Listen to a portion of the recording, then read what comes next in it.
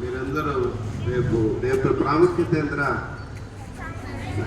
ఈరోజే మీరు సైన్స్కి సంబంధించినటువంటి తీసుకుని వస్తున్నట్టున్నారు. రేపు ఎవరు రిటైర్మెంట్ ఫంక్షన్ ఏదో ఉన్నట్టుంది. ఫేర్వెల్ మీ 10th క్లాస్ ఫేర్వెల్ పార్టీ ఉన్నట్టుంది. ముఖ్యంగా ఈరోజు మీకు 2-3 మంచి విషయాలు చెప్పాలని ముందుగానే వచ్చాను. నేను చెప్పిన విషయాలు విని మరలా ఎవరిని అడిగినా చెప్పాలి. వింటారా? ఇప్పుడు 200 సంవత్సరాల క్రితం ఆనందిని భరద్వాజ్ అనే ఒక అమ్మాయికి 13 ఏళ్లకే పెళ్ళయింది. 14 సంవత్సరాలకే మగబిడ్డ పుట్టారు. పుట్టిన తర్వాత ఆ అబ్బాయి చనిపోయాడు. ఆ అమ్మాయికి అప్పుడు ఎక్కడైనా పట్టుదల కసి వచ్చింది. నేను కూడా చదువుకొని డాక్టర్ కావాలని. వాళ్ళ భర్త ఆ అమ్మాయి కంటే 20 ఏళ్ళ పెద్ద అయినప్పటికీ కూడా ఆయన సహకారంతో అమెరికాకు పోయి చదువుకుంది. 20 సంవత్సరాలకే డాక్టర్. ఈరోజు డాక్టర్ చదువుకుంటే 5 సంవత్సరాలు, కానీ అప్పుడు 2 సంవత్సరాలు. 2 సంవత్సరాల్లో అమెరికాకు పోయి చదివి డాక్టర్ అయింది. అయితే దురదృష్టవశాత్తు ఏంటంటే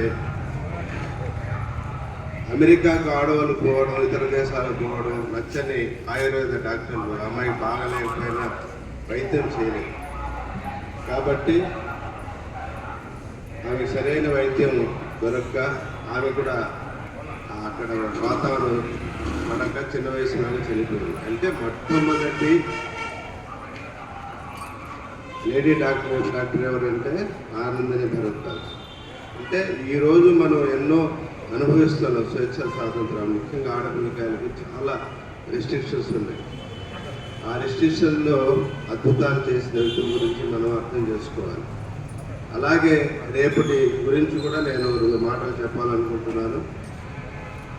ఇప్పుడు రేపు సివి రామన్, మన ప్రఖ్యాత శాస్త్రవేత్త సర్ సివి రామన్ పుట్టినరోజు ఏం కాదు, కానీ ఆయన పేరుతో రేపు సైన్స్ డే జరుపుతున్నారు.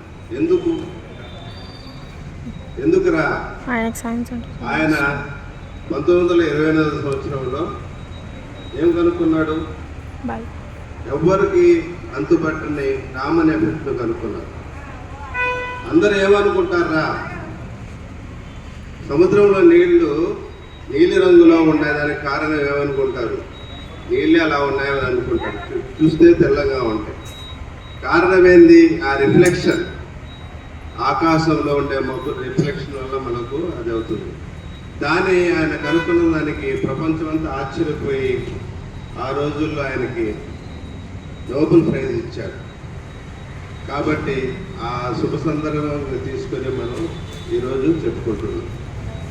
అలాగే మనం 1999 సంవత్సరం నుంచి మన ప్రభుత్వం ఏం చేస్తుందంటే ఏదో ఒక గొప్ప ఆశయం సైన్స్ సంబంధించి ప్రతి సంవత్సరం ఒక థీమ్ ఏర్పాటు చేస్తున్నారు. అలాగే ఈ సంవత్సరం 2025లో కూడా ప్రభుత్వం మన నరేంద్ర మోడీ ఆధ్వర్యంలో నడిచేటువంటి మన ప్రభుత్వం మేక్ ఇన్ ఇండియా ఉద్దేశంతో మన దేశం స్వయం ప్రతిపత్తితో శాస్త్రవేత్తలు ప్రపంచ స్థాయి శాస్త్రవేత్తలుగా మారాలి, ఎదగాలి అనే ఉద్దేశంతో చేస్తున్నారు. ఒక విషయంలో మనం సక్సెస్ అయ్యాం. ఇప్పుడు మన అబ్దుల్ కలాం రాష్ట్రపతి గారు ఉన్నప్పుడు ఆయన శాస్త్రవేత్తగా చిన్న వయసు నుంచి ఈ దేశం కోసం ఆయన నిద్రాహారాలు మాని చేసిన కృషి వలన రక్షణ వ్యవస్థలో మనం ప్రపంచంలోనే బలమైన దేశంగా మారాం. మొదటి 3-4 నిమిషాల్లోనే ప్రపంచంలో మన దేశం వైపు ఎవరైనా కన్నెత్తి చూడాలన్నా భయపడే స్థాయికి మన దేశాన్ని సుభిక్షంగా ఉండేటట్టు మన అబ్దుల్ కలాం గారు తయారు చేసిపోయారు.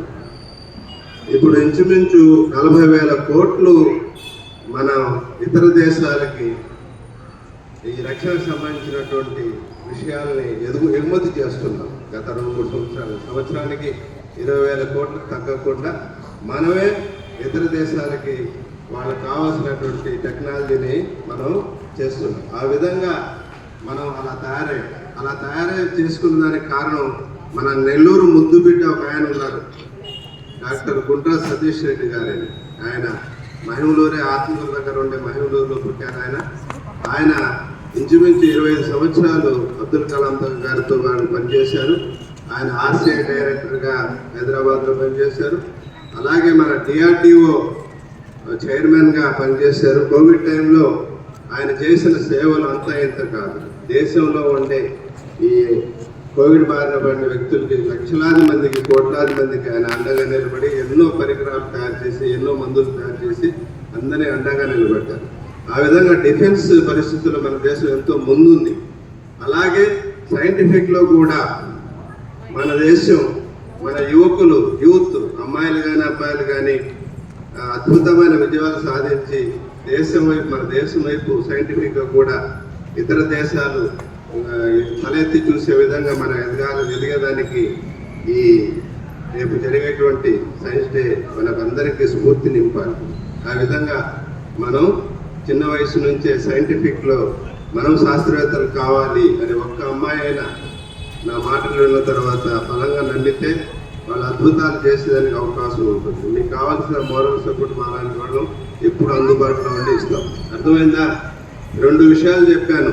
ఒక డాక్టర్ గారి గురించి చెప్పాను, తర్వాత మన సివి రామన్ గురించి చెప్పాను, మన అబ్దుల్ కలాం గారి గురించి చెప్పాను, తర్వాత మన నెల్లూరు ముద్దుబిడ్డ డాక్టర్ గుండా సతీష్ రెడ్డి గారి గురించి చెప్పాను. అర్థమైందా? విన్నారా అందరూ? మీరు కూడా మంచి శాస్త్రవేత్తలుగా మారేదానికి కొందరైనా ప్రయత్నం చేయండి. ఆ విధంగా ఈ సైన్స్ డే మనకు స్ఫూర్తి నింపాలని ఆశిస్తూ నాకు అవకాశం ఇచ్చిన ఇన్ఛార్జ్ హెచ్ఎం గారికి ధన్యవాదాలు తెలియజేస్తాను. Thank you.